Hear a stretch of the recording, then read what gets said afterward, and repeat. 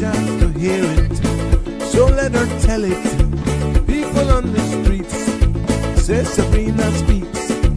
Tune into the show, she will let you know. Tell all your friends and family.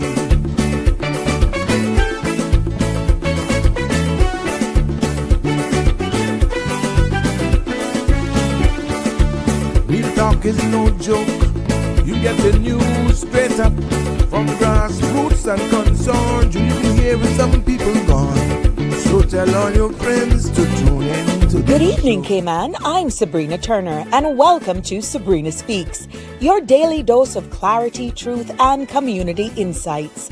Every weekday from 5 to 6:30 p.m., we're tackling the issues that affect you, from national headlines to grassroots concerns.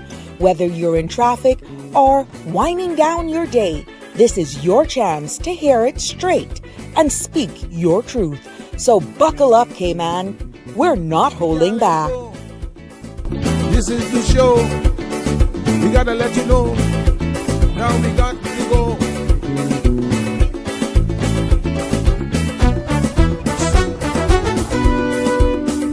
And now here's Sabrina.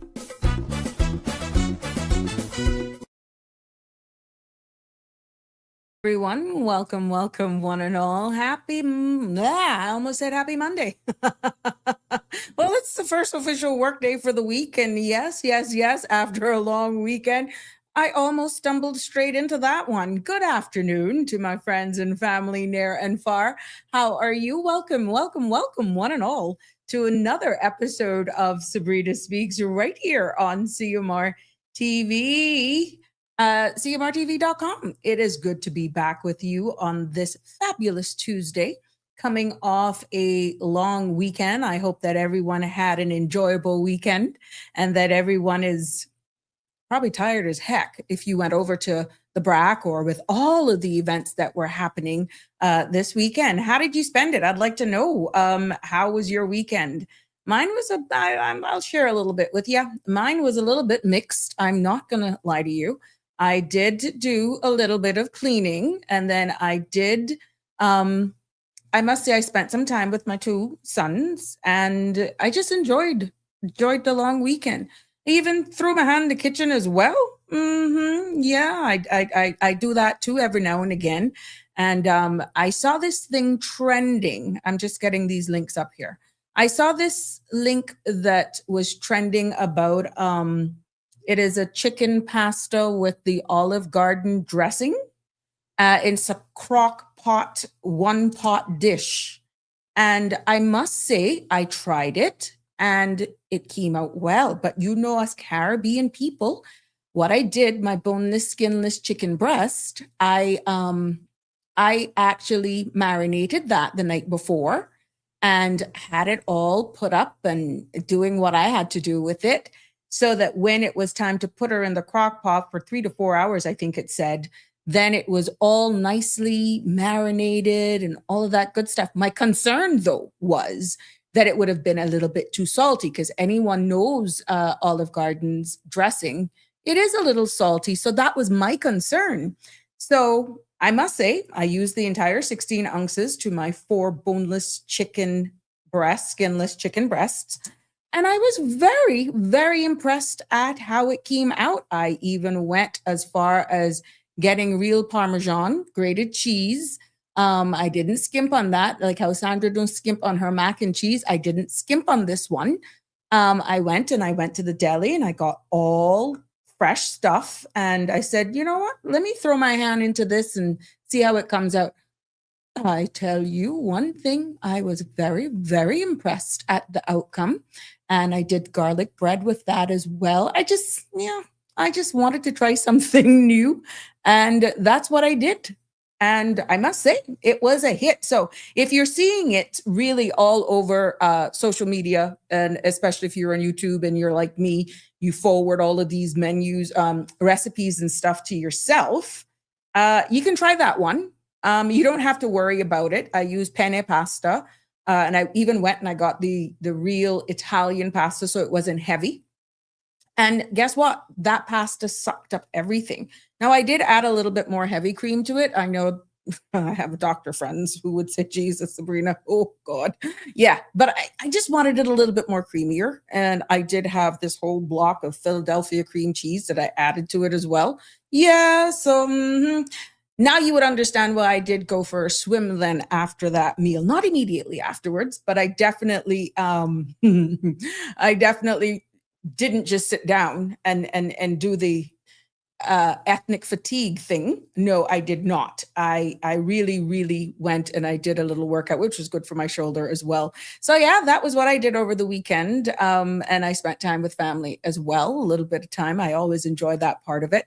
So that's how I did it. If, for those of you who traveled over to the Brac, I'm hearing things were good over there, but it was hot as the hinges of hell. That's coming back. Yeah, what do you know? But all in all, with the exception of, we heard what was going on with the motor vehicle accident, yada, yada, yada. I heard things went well, and now we're looking forward to this weekend and I'll tell you the whole road map and the whole whole flow, the map of the parade I'll be sharing that in the community update. So yes, welcome one and all. Now that the links are up, this is why I like to do it before. I still like my structure for some weird reason. I see the beautiful pictures coming in. Thank you so much. But again, for those of you just joining us, welcome one and all. Now that you heard all about my my high packed caloric pasta chicken dish. It was healthy until we started adding all the heavy cream and all of the Philadelphia cream cheese. Yeah. And it was no whole wheat pasta. I do it good. But it was delicious, I must say. It was good. But welcome one and all to another episode of Sabrina Speaks, where we're voices of the islands, conversations for the world, and the podcast where voices rise, stories unfold, and inspiration takes center stage. For those of you just joining me, and I see our new followers, oh, that warms my heart. Thank you so much for following, liking, and subscribing. We appreciate you. But I am Sabrina. It's good to have you back with me this evening after coming off a long Discovery Day weekend and a time I'm hoping when Cayman paused to honor definitely our history, our resilience, as we continue to do that during this entire month. I even got some of my North Carolina love. Anyone knows that? That's Marshall. He showed off his love over there in North Carolina. I'll be sending you that image as well into my other section. But it really showed this weekend our resilience and the journey that shaped these islands. So tonight, this episode asks an important question. Where are we heading next, really, is the real question.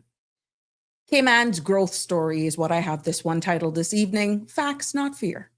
And I want to reflect on our past a little bit and examine the rapid changes that we're seeing pretty much by the second, and open the mic for honest community conversation as well.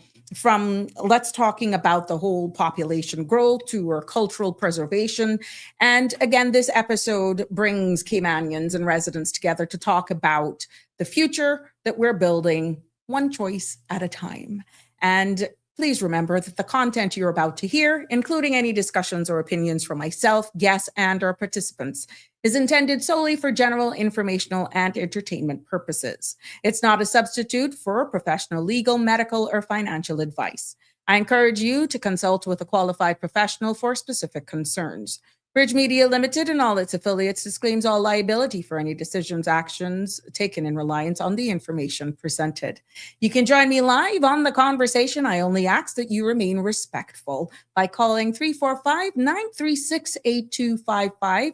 Or you can also send me WhatsApp on that as well. I will share your messages and your concerns. And all I ask for you to do is to try as much to keep it on topic, so that for those who come on for the specific discussion, we don't lose our momentum. But we enjoy having you join us, and I love having you as well. Before we go into the substantive topic this evening, and of course we were inviting you, please continue to like, share, and follow so you don't miss an episode right here on Sabrina Speaks. Let's take a look at the weather forecast, making today's Sabrina Speaks compliments of our friends there at the Cayman Islands National Weather Service. The synopsis for tonight is calling for residual moisture that's lingering across the Northwest Caribbean will remain the main chance of showers at times tonight. A weakening ridge of high pressure will continue to maintain gentle winds before gradually subsiding through this evening. Now, radar imagery shows scattered showers and isolated thunderstorms in and around the Cayman area moving towards the west. Now, the forecast for tonight is calling for mostly clear skies with a 30% chance of showers in the early morning and possible thunder, particularly across the sister islands. Temperatures will fall to the mid 80s. Winds will be easterly 5 to 10 knots. Seas will be moderate with wave heights of 3 to 5 feet. The forecast for tomorrow is calling for partly cloudy skies with cloudy spells and a 30% chance of showers and possible thunder. Temperatures will rise to the low 90s with a heat index of near 104 degrees Fahrenheit. Now, winds will be east to southeast, 5 to 10 knots, becoming light to variable later, and seas will be slight to moderate with wave heights of 2 to 4 feet. There will be a low tide this evening at 5:41. A high tide tomorrow morning at 12:41 and another low at 7:18 a.m. Sun will set this evening at 6:53 and sun will rise tomorrow morning at 5:49. The outlook is calling for light winds that are expected from later Wednesday as the ridge of high pressure continues to weaken over our area. There you have it. That's our weather forecast for this evening and into tomorrow. So you can plan those activities. And oh my gosh, it's going to be hot. So for all of you who are out there working and are exposed to the elements, I only ask that you keep yourself hydrated because, oh my goodness, it's really, really, really hot. And we want to make sure that we don't have any injuries with heat strokes or anything of that nature. We want to make sure that everybody is safe for sure. Now, let's see what's making the news for this evening right here on Sabrina Speaks. And we start with local news as you all tell your friends and share the links as we are live here from the beautiful Cayman Islands. Starting with local news this evening, emergency crews were kept busy today after a series of motor vehicle accidents across Bordentown District, one knocking out power to more than 2,000 customers.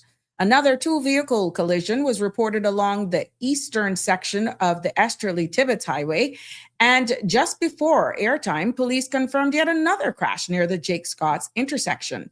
Now, earlier in the day, firefighters also responded to a truck that caught fire along the Godfrey Nixon Highway and in the parking lot of Paddington Place.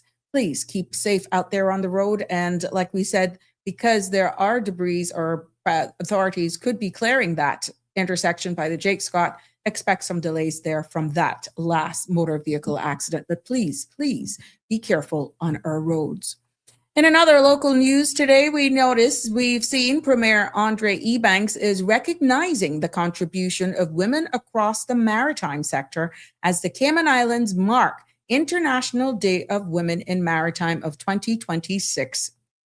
He says that this year's theme, From Policy to Practice, underscores the need for real action that expands opportunities and strengthens gender equality.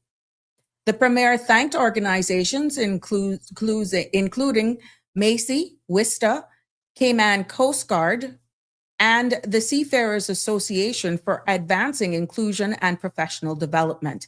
He also announced past and present women seafarers whose leadership continues to shape our industry.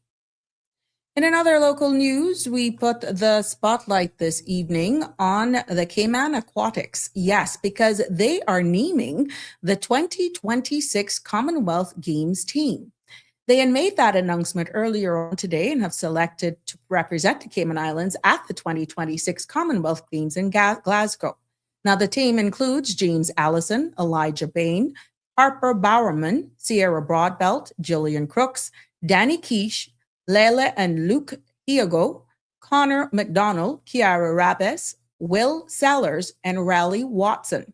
Official says that the athletes will now begin final preparations ahead of the summer's competition, proudly carrying the Cayman flag on the international stage. We want to wish you all the best and congratulations for all of you making the team.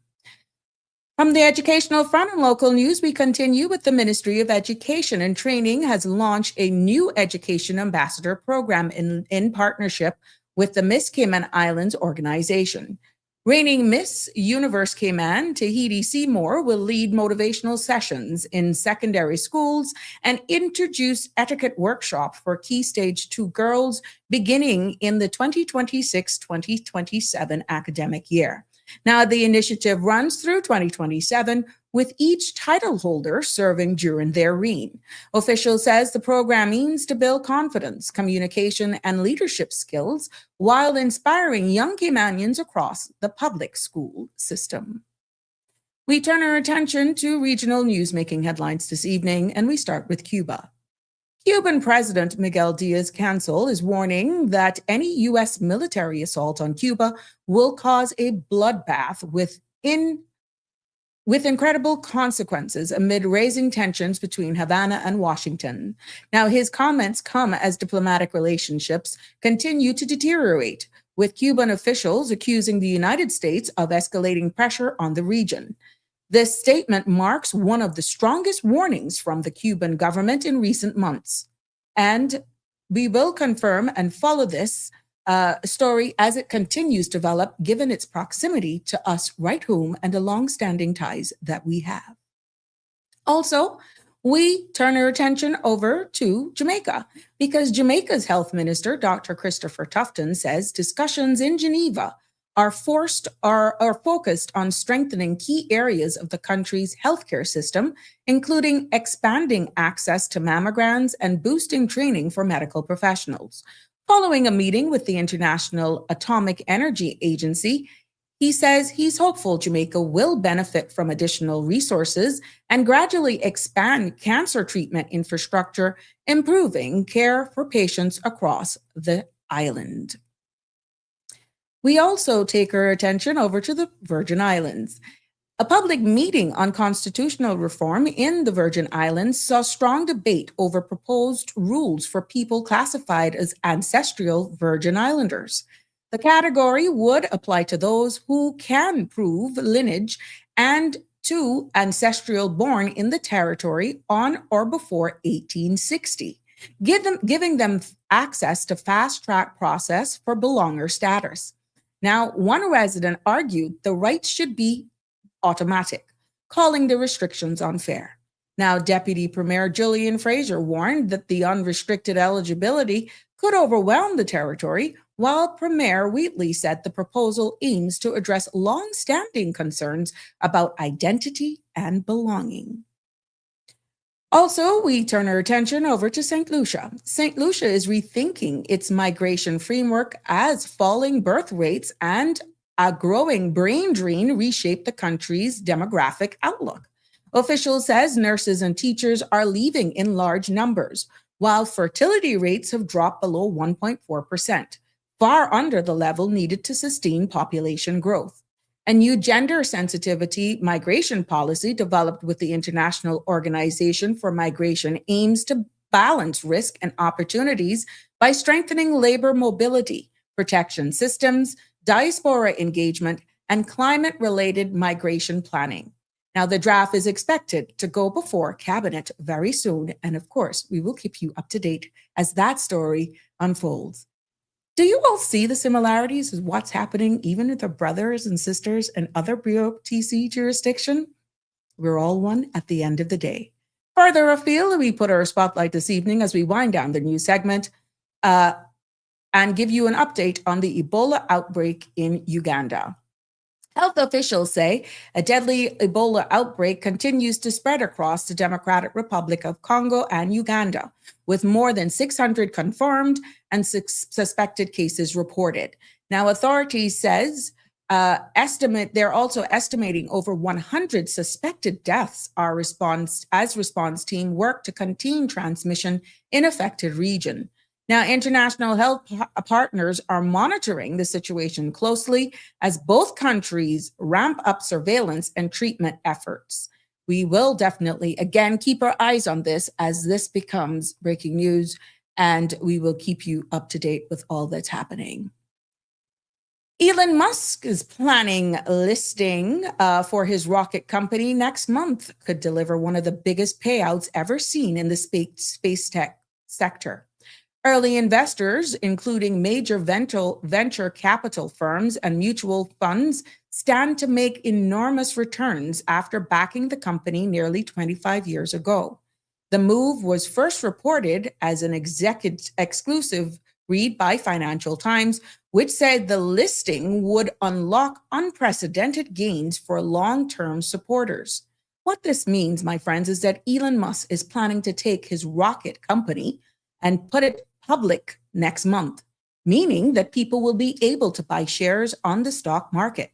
Now, if this goes ahead, the people and companies who invest early in the earlier days, the venture capital firms, mutual fund firms, and other backers who put money into the company years ago will make a huge amount of money.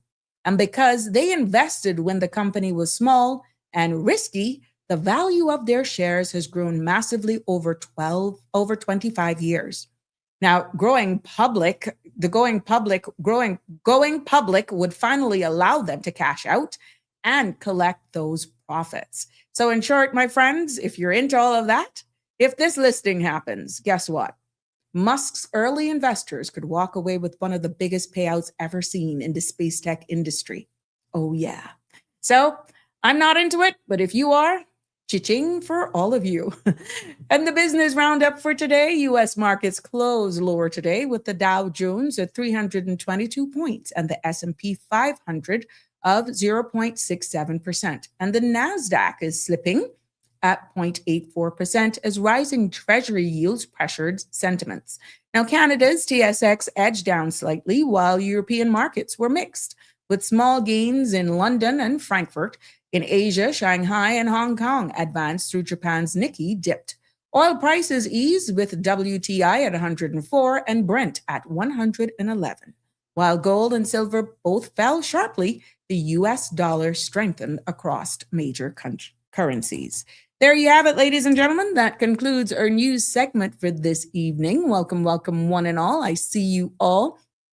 Hoping your day is going well, and it's good to be back with you on this fabulous Tuesday. Yes, yes, yes. I'm going to make sure I get you all that's happening here as we put the spotlight, because another roads are going to be closed on Saturday, and I know a lot of you want to go and take in the sights there of Cayman. So we're going to share this with you so that nobody's caught off guard, or if you are actually going to go and do some errands on Saturday, you keep this at the top of your mind. Yeah, because the parade will start from 1 o'clock. And what we're seeing based on what's out in the public's domain is that it will start from Memorial Avenue. That's Boilers Road. And they will be staging there from 11 until 12:45. And then they will come straight down along Harbor Drive to Fort Street. We know how that will go there. And then it goes then to Lawrence Boulevard. This could not, yeah, here we go. There we go. Fort Street, Eastern Avenue along. So pretty much it's just one straight road starting from Memorial, and then it ends. Then we see in the Lime Tree Public Beach area all there on Saturday. So yes, it's just one road. They're not coming into the inner roads of town. They're just keeping along the long stretch there. So any intersections trying to go on to 7 Mile Beach Road as we know it. Bottom line is, I would just suggest you all use the bypass if you have to go in or out of West Bay to avoid any delays or disappointments. And then if it's anything and you want to catch it on the routes, then you try to go ahead of it following the maps and the expected times. Now with heat, with the temperatures that we're seeing right now, I can only hope that my revelers will make sure that they are well hydrated with the right stuff and having fun, as we don't want any heat stroke issues out there. So yes, KMAS 2026 has officially dropped their roadmap, as we're seeing here. And you got to mark your calendars, because this takes place on Saturday, May the 23rd, as the Carnival Energy will take over Grand Cayman from Memorial Avenue straight to Public Beach. So no, they will not be circling in town. None of that will happen. Organizer says that masqueraders can expect nonstop vibes, music, and definitely sunshine along the full route, with crews already gearing up for an unforgettable day on the road. So we will keep you abreast with all of that. And we want to thank all the proud sponsors. This is now a combined event, a national event. We just want to make sure that everybody is safe on the road and that they do the responsible thing. I mean, we see what's happening, right? So, yeah, but looking forward to that for sure. I'm going to make sure I'm hydrated. No, I will not be jumping, but I'll be jumping on the side road. Oh, yeah. No shame in my game there. Happy birthday to all of those persons who are celebrating birthdays today, and definitely to everyone who is celebrating life or even a wedding anniversary. From all of us here on the Sabrina Speaks, we want to wish and share that happiness and that joy with you today. And lots of love from all of us here. Condolences as well to all of those who are mourning the loss of a loved one. I've gotten some news of some passings today, but I like when it's official, and I'm seeing it on other sites. But again, we will share those when I see them more on a public forum here. But Sister Islands, yes, and everyone who's impacted, our thoughts and prayers go out to you. And yes. So our condolences, and even those, there was a funeral of a young lady this weekend that hit home. And I know that there's, like I said, I always say it here, there's no blueprint for mourning. And we just look at the age of our young people. And, we have so much to still yet be thankful for, but some fight, some survive, and some just lose their fight. And they're no longer with us, but in our memories and our prayers. My prayers are only going up to the families of those as you navigate this time, knowing that there's going to be a missing sibling or space at the table. And that goes up for anyone who is, like I said, mourning the loss of a loved one. So, yeah. North Carolina love, good evening. Let's start a roll call for all of our diehards and even those who don't comment. We see you, we love you. I get the feedback off air, so thank you so much. And look, he was celebrating. Look at there. Look at what North Carolina love. Yes, he showed and he contributed to his Cayman Heritage Month in North Carolina. Watch him. Oh, heart, that what you talking about, you tomato one. Poor brute. Oh, wonder you fooling yourself, my friend. But you look good still. You're in denial though. You're not 21. I see that age knocking, my friend. Oh my God, Marshall, I love you to death. And you know that nugget change that. But thank you for sharing. Yes. I did get permission to share this picture, and it just shows no matter where you are across the world, you can still represent home and do it with pride. And yes, Marshall is definitely showing up as young, old as he's becoming. Oh, yes, you brute. I got you. But thank you for sharing the love. Good evening. Yes, Palmer, 6761. You couldn't find me on Facebook? You found me now? Facebook? Yeah, you go either on CMR or Sabrina Turner Community Activist. I'm right there. I'm live because I posted the links. And if you're on the CMR WhatsApp channel, the links are also posted there as well. So I'm not so sure what's going on, my love. People have been saying that. Maybe you can look on Reels. If you don't see us on the main page, you can click on Reels, and sometimes Facebook will put us on a reel, and it wouldn't be on your post, not on your timeline. You literally have to click on Reels to see it there. So sorry for anybody who's actually having those challenges. Finding me on Facebook or any of the recordings here on the CMR platform, sometimes you have to actually look under Reels as well, which is usually on top. Yes, Connie is in the house, and yes, sharing her love. Good evening to you. This is a beautiful orchid in bloom that she's sharing with us this evening. And she's also sharing with us a white desert rose. That's beautiful. Pink and white. That's beautiful. Thank you so much, Connie. I see Donnie was here as well. And oh, look at yours. These are beautiful as well, Dawn. Oh my goodness. Man, you guys are really, really, really coming up with these beautiful flowers. So yeah, I hope that these brightens people's day. So Connie is sharing with us her orchid and her white desert rose, and Dawn is sharing some with us as well. But why I do it, Dawn? I could keep some of yours for tomorrow, my friend. Oh yeah, here we go. Let me get these. That white one, Dawn, is beautiful. Oof. And anyone knows Donnie, she has a plant nursery, even though Connie doesn't. Connie collects them. Look at this from Dawn. Look at that. That's a desert rose. That's beautiful. Is this their time for blooming now? Is it their time? And look at that.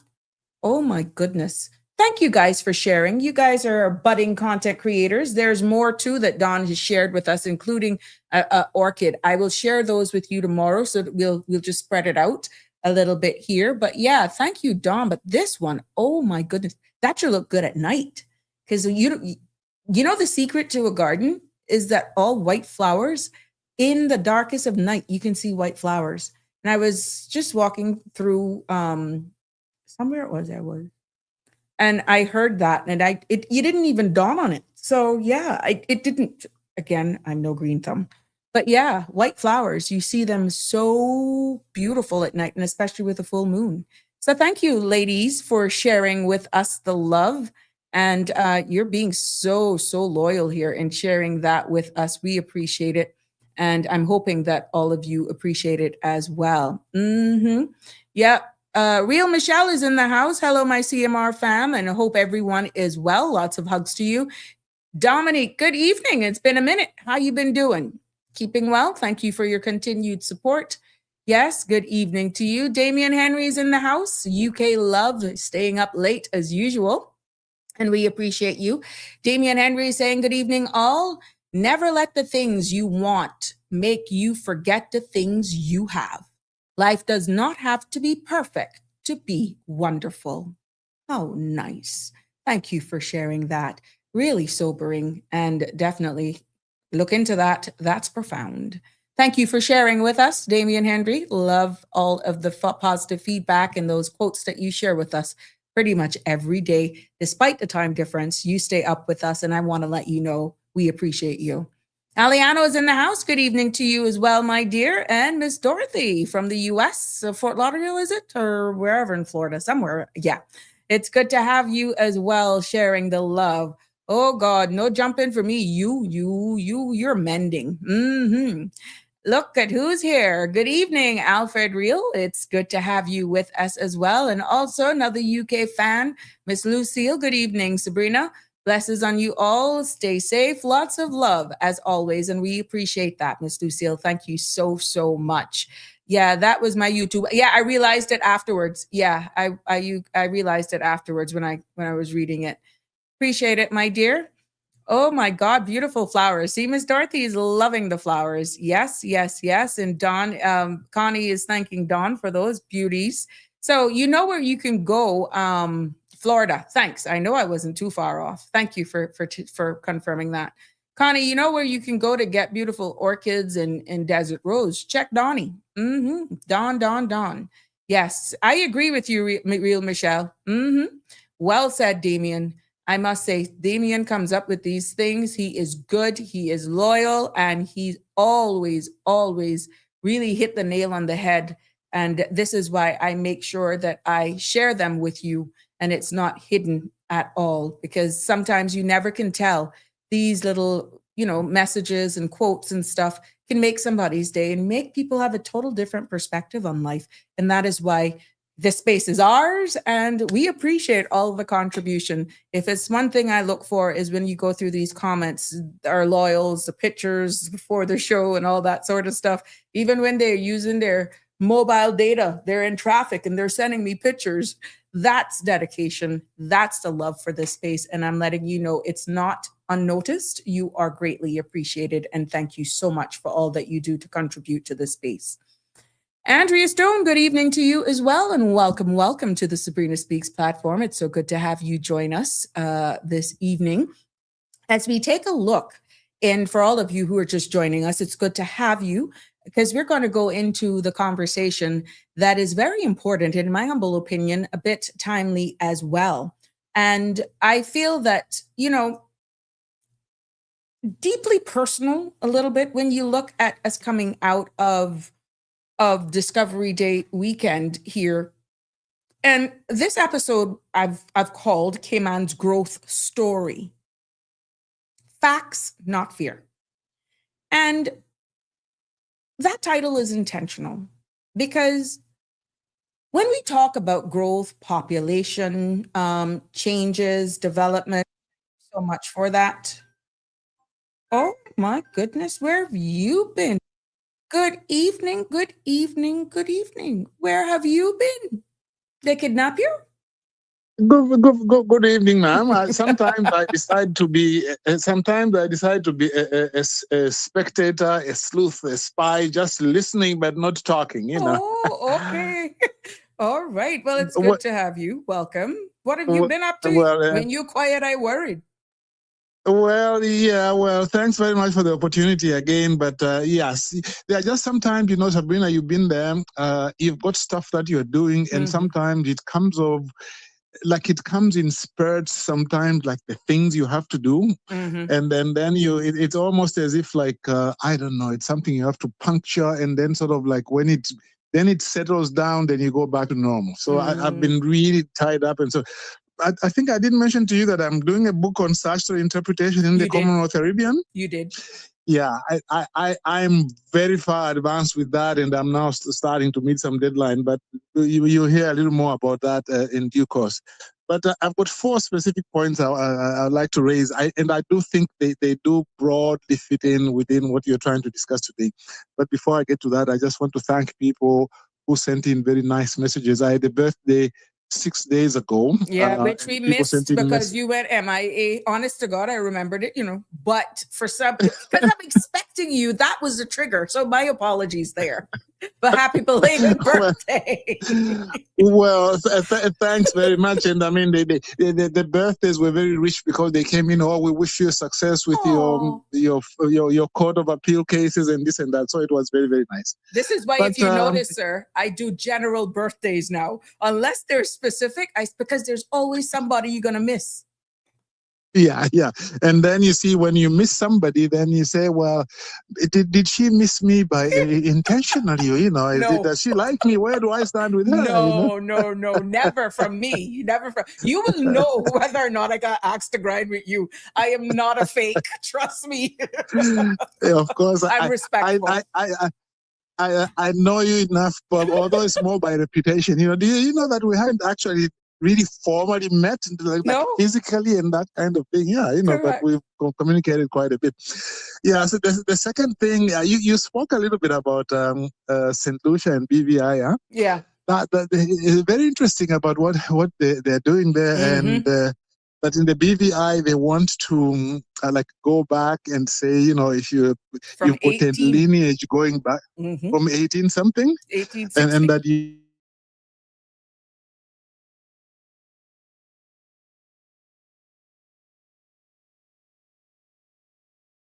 They really respect their. Again, I don't want to say it wrongly. They have for a long time respected their slavery history. Now in Cayman, I think it's gone up and down. Now you do have Emancipation Day, but at some point it was not being celebrated. But in the BVI, they've been very consistent about this. They even have a place which is called Long Look. This is a place which was like a bastion of slavery. And they created a special area of land where they say that if you can show lineage in that particular area, that you were part of the slave community there are some special concessions you can get to buy land there and so on and so forth. So now that they are talking about expanding that to mean to everybody who has got a lineage from that far back. That's very interesting. And then also interesting that in St. Lucia they are also looking at how the indigenous people might are going. Was it at 1.4%? You said like the birth rate Yes, in St. Lucia. in St. Lucia. Yeah, which is not enough for them. Have dropped. Yeah, the fertility rates have dropped below 1.4%, which yeah, ties and into all that we were saying as to why we're outnumbered in our own country. Exactly. And because you need to have 2 point something, to even break. Well, you need to have 2 to begin with to break even. But if you are going to increase, you need to have at least 2.1, or they say statistically 2.3 or something like that. One guy who talks about this a lot is Chris Saunders himself. I learn a lot from him as well. So you see, why I mentioned that, Sabrina, is that while these other countries are trying to see how much they can preserve of the previous their history, in Cayman, it has been said that they do not want to make a distinction between new Caymanians and old Caymanians. I think Danny Warren prefers the term new Caymanian and old Caymanian. And every time he has made that point, he has made that point on your show, he's made that point on Sabrina's show, and I think other shows as well. On Miss Sandra's show. Yeah, and they keep saying, "Oh no, but that is going to be divisive," But look at these other countries. They are not saying they don't want people to come to their country. They are just saying, one, we don't want to be erased. And that is a concern that in Cayman is a real big concern. We want to work together and live together with people from other countries. But surely we must be preeminent. We must be, first of all, we must be majority in our country. And also we must be given some preference. So I would urge the government to relook again at these issues. By the way, I read something that they put out a week or 2 ago. It was not a statute itself, but it was like a write-up trying to explain to people, like who a Caymanian is of right is. And I remember a friend of mine in Cayman sending that to me and saying, well, look, it looks like they want to expand the meaning of Caymanian as of right. And she expressed a lot of concern about that. So to me, I just feel that the government hasn't sufficiently dealt with that issue. I think that what they are trying to do is not in accordance with what people want. People want a distinction between the old Caymanian and the new Caymanian to for the ease of understanding, the context. Exactly.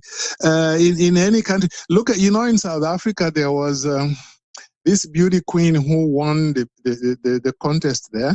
She was born in South Africa, but it turned out that actually her parents were Nigerian.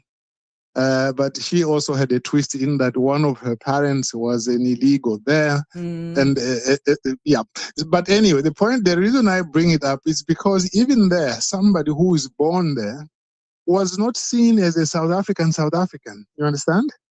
Now, they were ready until they found out the illegality. They were ready to say, okay, you are South African because you are born here. That's fine. Just like anybody born in Cayman, they're born in Cayman, that's fine. But surely a person who is born in Cayman and becomes the first generation Caymanian is different from a Caymanian who has one parent or both parents with a lineage going further back. There's a slight difference. And nobody is saying that they should have really fundamentally different rights. The people are just saying, look, don't allow us to be erased. And that's a problem. Now, related to that, I called Sandra's show a week or 2 ago. And Wes Howell was on with the premier, and they were talking about, again, immigration. I called in and I said, can you please clarify this transitional thing about how the new rules will affect those people who are already in Cayman or those who come before or after the 1st of May? Right. And Wes said, I like to call him Wes because we work together on some projects. I really like the guy. What Wes said was, no, look, those transitional provisions will only apply to people who have already applied for status or for PR or are going through judicial review. But that was not what was discussed in the public consultation phase, that it was anybody who were already on their, and I quote, immigration journey, meaning anyone who was already here. You've just completed my point. And that's a quote. Exactly. And it was repeated many times. It was even on the other show, on Tammy's show, on the other show, when the Premier was on with the Deputy Governor, they said that. The Premier also has said it repeatedly to say, hey, your period of time starts on the 1st of May. That's when it starts. It doesn't affect anybody who is in already Cayman. Here. And yet, already here. In other words, according to the way they've been repeatedly announcing it, so long as you were in Cayman before the 1st of May, under the old these system, new it measures applies. Mm-hmm. Yeah. So long as you were there, this new system won't apply to you. Only those people who come from the 1st of May will these new periods of 20 years and 9 years apply. Mm-hmm. So to me, if you ask me today what the law is, I'm not quite sure, because when I go to the law itself also, it's not very well explained. So, and the reason I raise the matter is that I think the government needs to better explain it. And this is what I said to Wes, because I didn't want to take it up there, to the extent to which I'm taking it there, because I just said, Wes, what you have said is different from what other people have said. So you just need to better explain it now. By better explain it, I just mean be clear. At the moment, you are sending two messages. So that's what I'm asking. I hope that, you've got your old colleagues from government, the Premier, and those are people you work with, you know them. I would wish that, somebody can come on your show and explain what the position is, because at the moment, it is very, very unclear. Now, last point. Remember, one of the key things as well is that they're not there to give advice. You are encouraged to find a learned person, either that of an attorney or someone specialized in immigration law. And that is why I can understand them being guarded. Now, let's look at it for what was placed in the public's domain for education purposes versus what is in the law.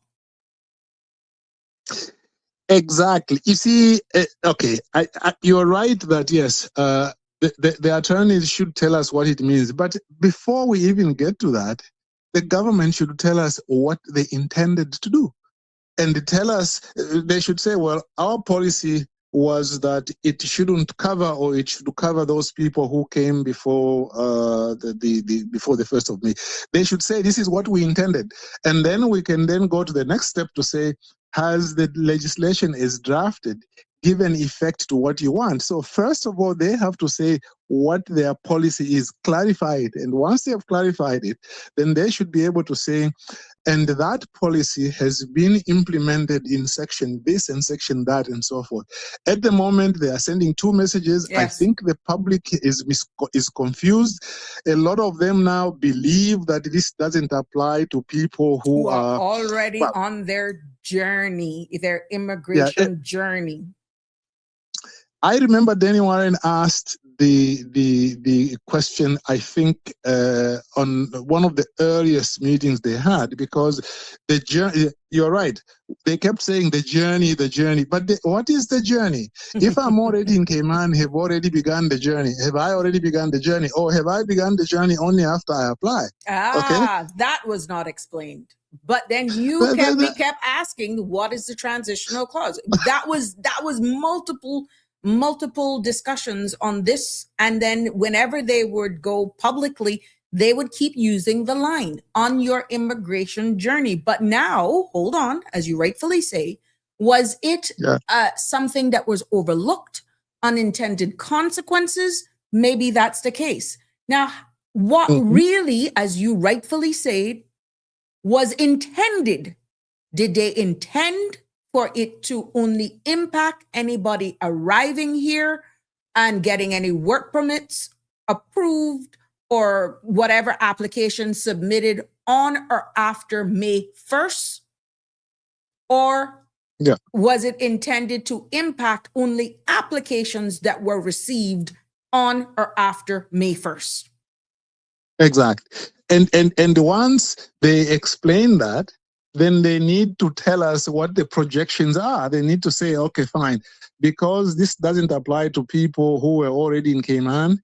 This is the way it will impact the status grants in prospect. You know, we expect that we'll be granting 1,000 or 2,000 per year and this and that and so on. So a lot of the questions that people want to find out are informed by what the legislation is intended to achieve. Okay, But you know and what's they going to could be actually used? You know what's going to be used? Ignorance to the law go is ahead. no excuse.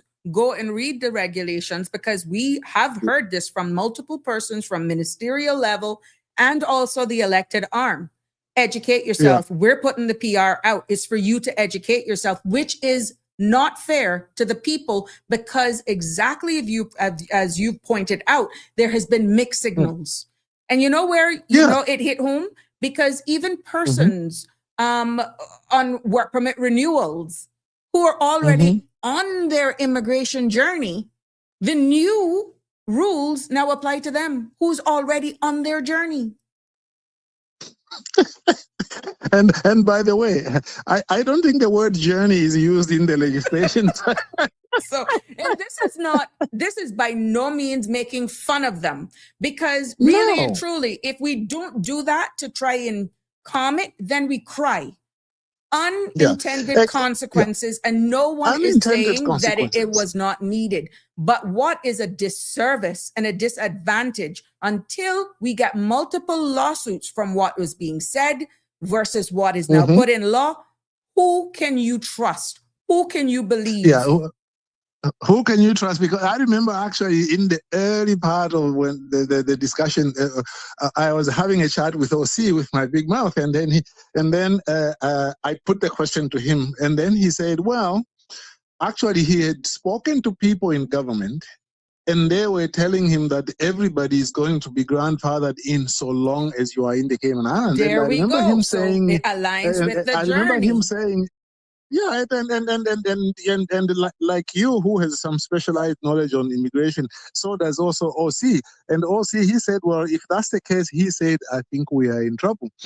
I think that all that the government needs to do for now is explain what the legal effect of the legislation is. If they intended initially to do one thing, but they have now changed their mind, then they should make it clear that initially when we started off, we were going to grandfather in everybody, but now we have decided that we're not going to grandfather in everybody, and clarify it. To me, at the moment, they are looking very bad. Put it this way, I don't want to accuse them of No, bad by no faith, means. but they are starting. Yeah, they are starting to look like they don't want to come out clearly and explain everything. You don't want these things to come out only, as you say, once you go In to a court, lawsuit. and then it becomes a problem. And of course, then the people lose, because it can be challenged, and it could be something that could be avoided if you nip it in the bud from early. Me, I would respect if we got it wrong, or if there was a slip in what we intended, versus, because we brought that up on many occasions as well in our discussion, saying what you say and what comes out in legal drafting sometimes mean two different things, and you catch it because you read line by line, not in circles. Exactly. I mean, when I used to write legislation, one of the things that was always very challenging is, first of all, you have a discussion with the client ministry. What do you want to achieve? Okay, this is what we want to achieve. And then you ask questions back and forth, and then finally you say, okay, I now have enough information to be able to write something which you can look at. Then once I write it, then you have to carefully look at it and say, okay, have you captured what we want? Yeah. And that also is a process. Sometimes you've got to iron out some creases and so on and so forth. But in this case, I just feel that whatever they did in that process, ultimately they are not explaining, they are not telling us this is what we wanted to do and this is how it is reflected there. They keep using language which is not in the legislation, like the journey and this and that and so on. Now let's spin it. Anyway, for all of those who were crying and is happy for the immigration reform, despite it could be challenged under human rights. because there are a number of angles you can come after that if it is actually as written in law, contrary to what was being marketed. When it became law, it became something totally different. Some may be happy that that's the case, because remember now, they're working on the point system for permanent residents as we speak. Oh yes, yes. By the way, they are working on that to see if they can change that as well. Now, for me, it's interesting that you should raise that. For me, the point system, Sabrina, I don't think that it has any fundamental solutions to it. I think it will help with a few little things here and there. Where the fundamental solutions lie, it lies in precisely what we've been talking about. Who is grandfathered in, and how are they going to be grandfathered in? And one discussion I would have loved to talk about. I was speaking to a former MLA some time back, and he reminded me of what they had done in one of the earlier pieces of legislation. What they did was they said there, look, we don't want the guillotine to drop, and then you find that you miss your You cut off your nose to spite your face. They cut off by a day or two and so on. So what they had done in that case, they had said, well, look, if you had just come to Cayman, the new law will apply to you. However, if you had been in Cayman, like I think they said something like for 5 years, then they would grandfather you in because you were already starting to see the finish line. You know what I mean? Because they said, well, at least if you've been here 5-6 years, at least we can say you have developed some kind of expectation, although it's not legally recognizable. You started planning your life to say maybe in a year or two apply for PR. So they made an exception for those. Now, they didn't even try to do that in this.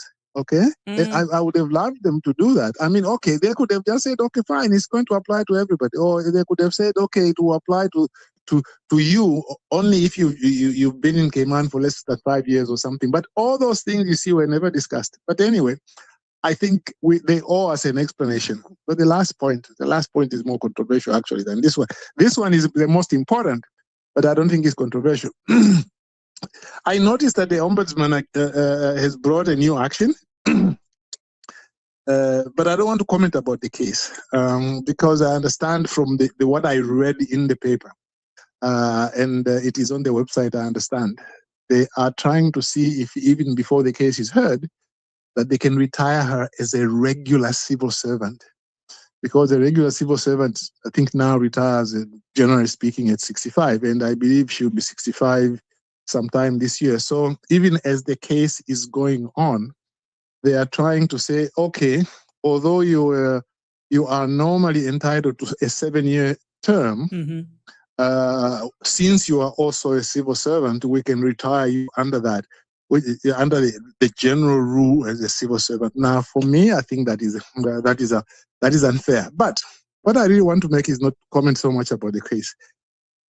I blame successive governments in the Cayman Islands for failing to protect their own. I think I said in a previous call that the chances are that when they wanted to dismiss Ms. Ralston, I have no doubt that the governor would have spoken to cabinet or to the premier, because things like that, normally drastic measures like that are not taken, even if the governor has the power. Normally, they would not exercise it without speaking to the premier and the cabinet so that they are not taken by surprise. And my problem is that on the assumption that that is what happened, what protection as Caymanians are you getting from your fellow Caymanians behind the scenes? They have, I mean, when I look at the number of people who have done terrible things, the DPP brought a charge against Sandra Hill. And it was dismissed to say, I won't even take this to the jury. And what did the judge say? The judge said, oh, actually, the DPP didn't do anything wrong. That's not totally nonsense. If they brought it and you thought it was so useless that you dismissed it without going to the jury, you should have either kept quiet or actually condemned the DPP for even bringing the matter. To me, as Caymanians, are you protecting each other really behind the scenes? And that's the question I want to find out. This woman, they've persecuted her. She has done a good job. She has been independent. She has been quiet. She's not even like Dan Duge, who used to be the Auditor General, always talking to the press. This is a lady who has worked, Caymanian, qualified in every way, and they want to get rid of her for banging on the table, and she's not getting any help. I think the government should be able to speak to the governor to say, Governor, let us take some measures to try and deal with this matter as a personnel matter.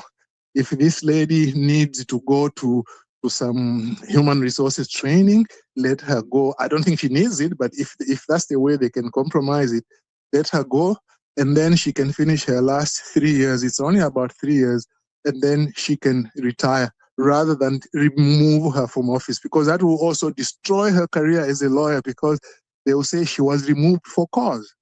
Okay, so the real reason I want to make here is, Caymanians, you need to be able to stand up for your own. Don't allow other people to be protected, then you don't comment, and then in the back rooms you pretend you don't know what's going on, and yet you know that they are trying to persecute one of your own. Oh Let me my just leave it goodness, there. you don't even understand what you just did. Meaning, What is that's that? exactly no. What I'm saying is the statement that you just Yeah. made is so profound that you have persons like yourself who's not indigenous that has become very vocal, and in many times, contrary, you have lovers and you have haters. That's just human nature. But for how you have stood up, how you have shared knowledge, and I hope at the end of the day, when we do some background check on you, there's no hidden agenda, because Mr. Balika, I really feel you have love for Cayman in your heart, okay? But I'll be the first to call you out if you were BSing us at the end of the day. But for the passion that you have actually demonstrated here in the execution of your duties, even now as you challenge our judicial system, our legal system, not too many persons are like yourself. Not too many Caymanians either are like yourself. Some of the things could be so trivial, meaning they will not be put back on a board or a council. Their contracts could be messed with, which is paying their mortgage. Their children are working in a specific department or for a specific family that they cannot speak, even though what they see is happening is not fair. There is injustice. Is this a true example of us being then a minority in our own country, that even when that should bring us closer together, we still become segregated? We lose our voice. We lose the ability to fight and for standing up for what's right. You know, some of us have had the darts on our backs because we open and we don't stand for foolishness. And then when they don't have anything on you, they come after you personally. That's just human nature. But how many persons are like you that would do that right now? Is it because they have looked at the lay of the land? Keep your head down and you milk the land of honey and you get what you have to get, because if you even want to become vocal, even if it's in a positive way, you're always looked at as non-indigenous. Even if you contribute, it's still slapped in your face. You're not part of us, you benefit from it. Like, where do we get the balance right yet? Amongst ourselves, we are still fighting one another. And that's a problem. You see, the fighting one another is a problem. Now, for me, it has really been a journey. You come to a country, 2003, it is a job for 2 years. At that time, my kids some of them were still going to school. And I never thought that, I remember a lady asking me, says, "Oh, is this a place you might want to settle in?" And so on. And so I said, "Well, how long does it take to become a permanent resident?" She said 8 years. It was 8 years at the time. And I said, "You know what? I've just got here. I'm coming to work on a contract." In fact, at that time, my plan was still to go back home and continue I had started in private practice part-time. But then we took an international job. I took an international job with the Commonwealth Secretariat. They recruited me from London and then they sent me to Guyana. So that's where I was. So the long and short of the family story was that My missus had to finish a degree at the University of Guyana, which took 4 years. Mm-hmm. I couldn't go back at the end of 2 years, so I had to get a job close by. I got a job in the British Virgin Islands, and then she finished her studies, and then we both came to the Cayman, to the Virgin Islands, and then the kids also said, well, like, Daddy, we're already close to the United States. Why don't we go to school to the United States? So it was like one thing led to another. Mm-hmm. But when I came to the Cayman Islands, then at the end of the second contract, about 2005, my plans started to change. Now, how I got into this, I started meeting Caymanians. I won't mention some of them. Some of them you might know I might associated with. And I started getting into some of their fights, beach access, and so on and so forth. And when I was in the portfolio of legal affairs, I saw under my nose how Caymanians were being treated, you know.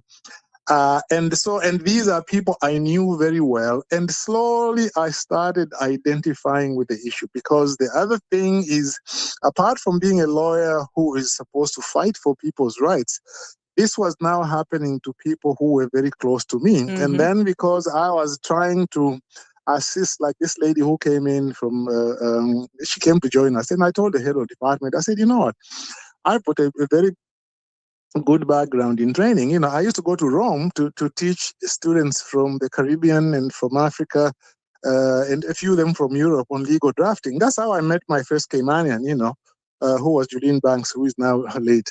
Mm-hmm. And so I started getting into that, and I found that among Caymanians, there are people in Cayman who understand Cayman, Mm-hmm. understand the position of Cayman in the global system, Mm-hmm. but the problem is they are not enough of them. Mm-hmm. That's the problem. There are not enough of them. And so it's like when we would get together and fight this and that cause, and then we just don't get enough people who can join in. And then you've got people, of course, who work for government. Some of them are quite brave, but they've got But they mortgages can't to speak pay. because that's their bread and their butter. I mean, not a lot of them are risk takers, like I alluded to earlier on. And Yeah. some of them as Mhm. simple. Is it that important to be in favor of a sitting administration to be placed on a board or a council? So you're going to shut up and see crap that's going on in the minute that because there is some talks, you know, politically. Politicians are not supposed to interfere with boards. And it is alleged that is still rampant in certain boards. So, Oh, yes. I mean, anyone know who one or two. stands up and says, look, I'm not going to be a part of this. One thing was said that we are not going to interfere, political interference. I'm not going to sit here as an appointee. I don't care which government it is that put me here. I'm not going to have them interfering with me being the gatekeeper of the legislation if we say we're going to be protecting our Caymanians. And then there's obvious interference.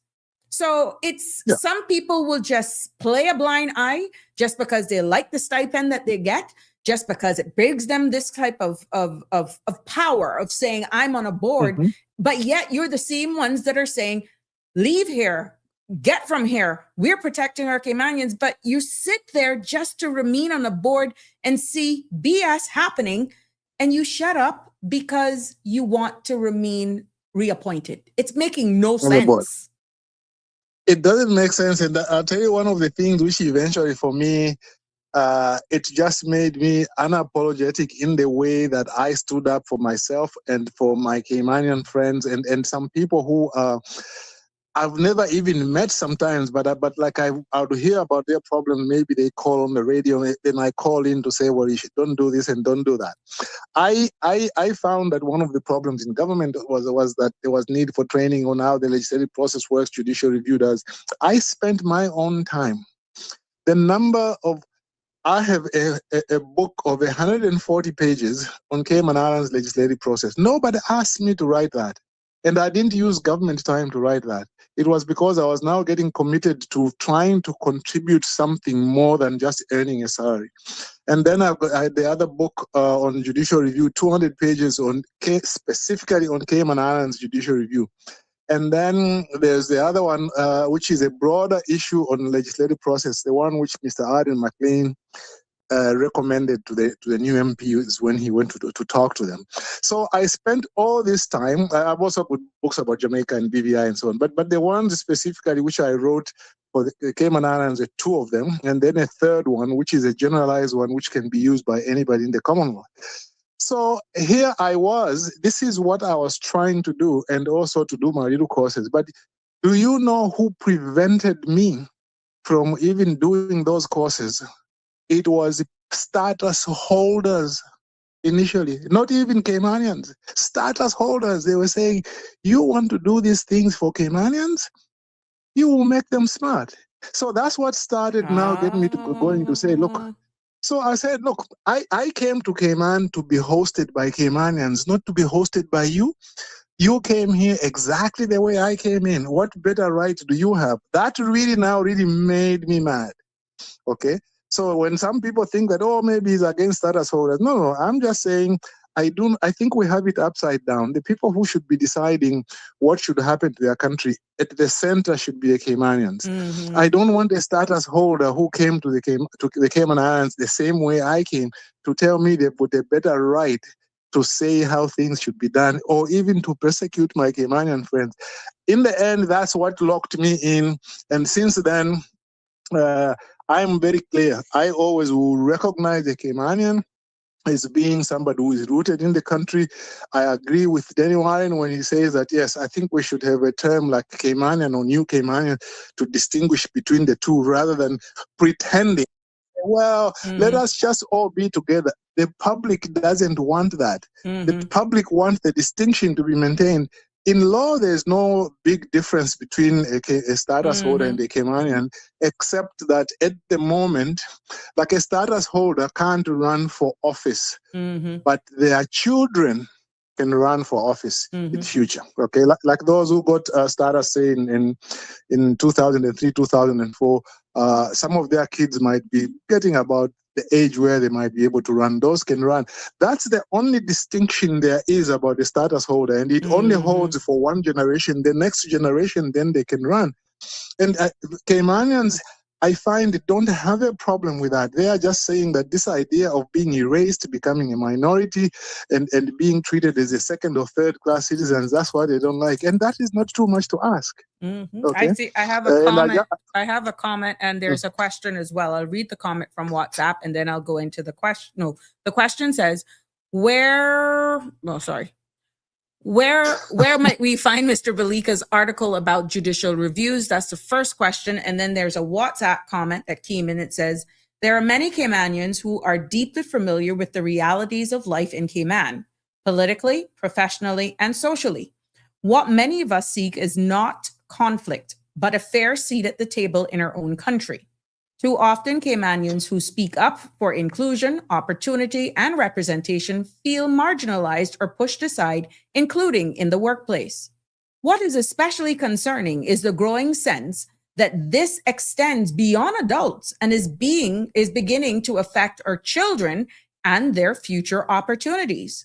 We believe there must be room for respectful dialogue that values Caymanians as partners in shaping the future of these islands, not obstacles to it. Thank you, WhatsApper. Well, thanks for that comment and the question. Let me answer the first one about the book first, because that's quicker. The second one is a little bit longer. If you go to authorhouse.com, one word, and just put in my name, Simamba. If you want to put in my first name, I see it on the screen there. You put B-A, it's B-I, okay?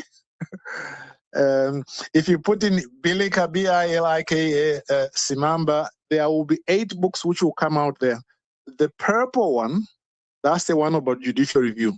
And you can order it online. It's called How to Exercise Statutory Powers Properly, subtitled Cayman Islands Administrative Law. So if you just go to authorhouse.com and put in my name, there will be 8 books will come out there, and one of them, the purple one, is about judicial review. Now, about the more generalized comment, and by the way, thanks for asking about that, and I hope you'll be able to get a copy. About the comment, you see, one of the things that the Cayman Islands government hasn't done in relation to job preferences is that they haven't created clear job preferences. Under the Public Service Management Act, it says that a Caymanian should only be given preference if their qualifications are roughly the same, at the same level as that of a foreigner. But that doesn't give you preference.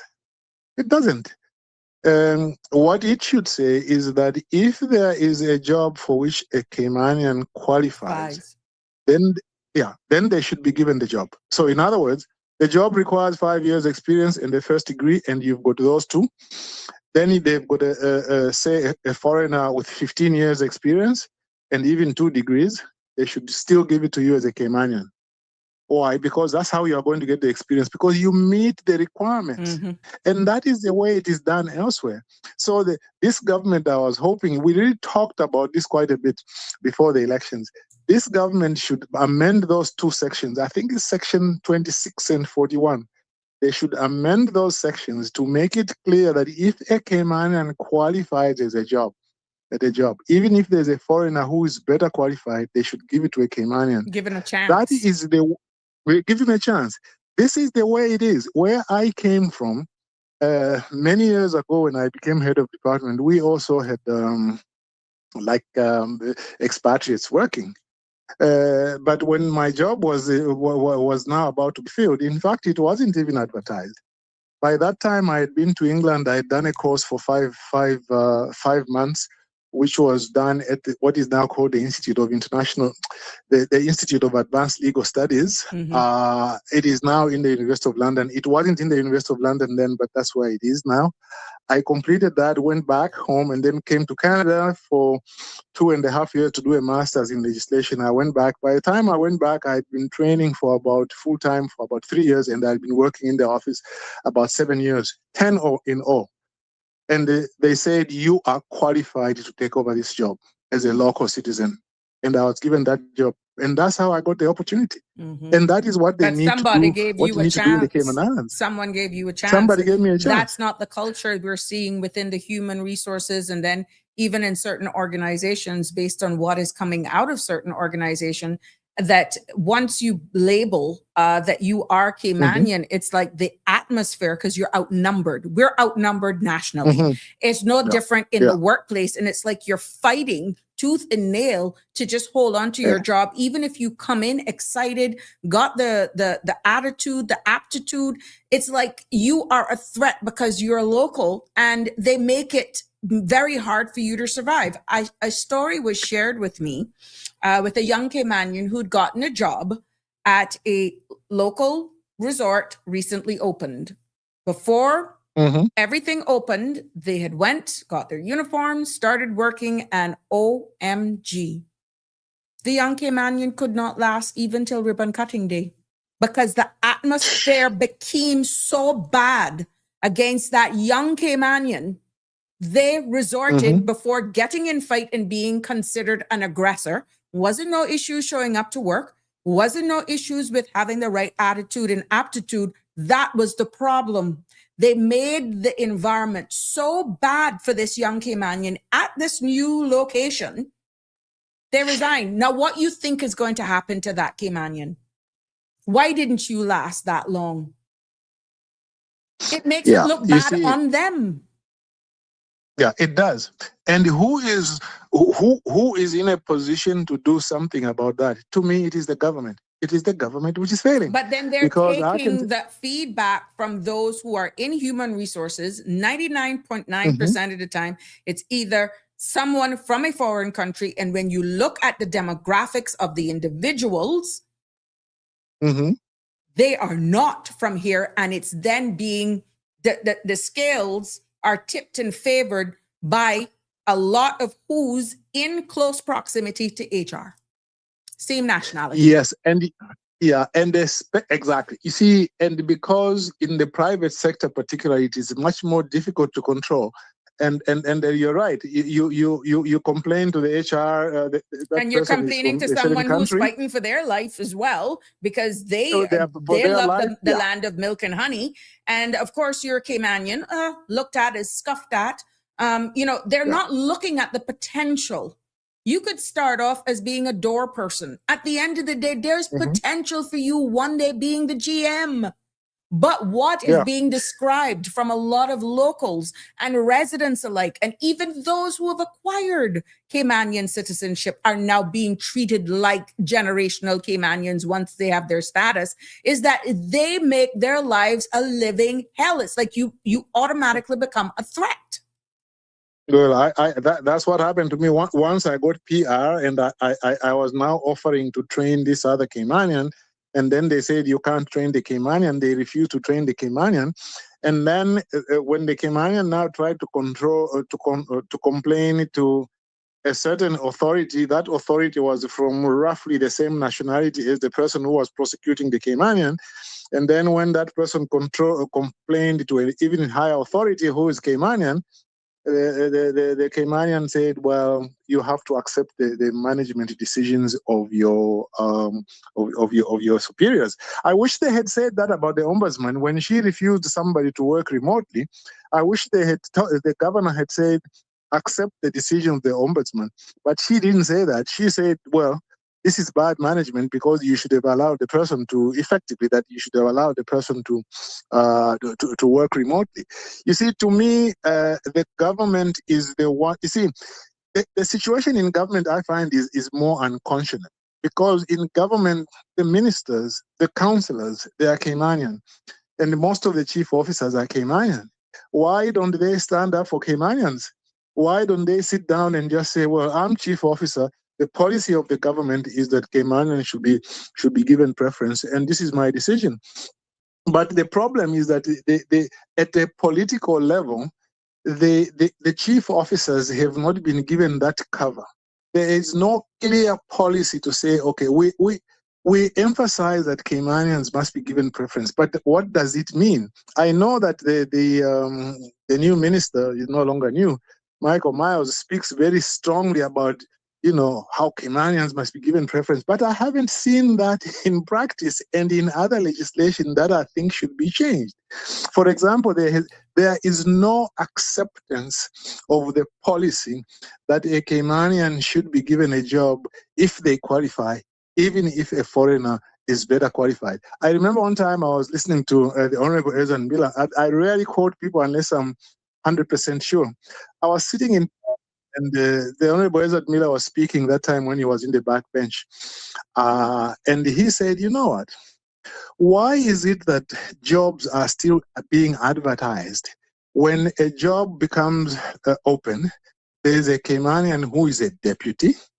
He is qualified, she is qualified, Mhm. and the references are good, the qualifications are there. Why do you still have to advertise the position?" Mhm. And then when you advertise it, then you say, "Well, but there's somebody from the UK who had 10 years more experience, so we gave it to him."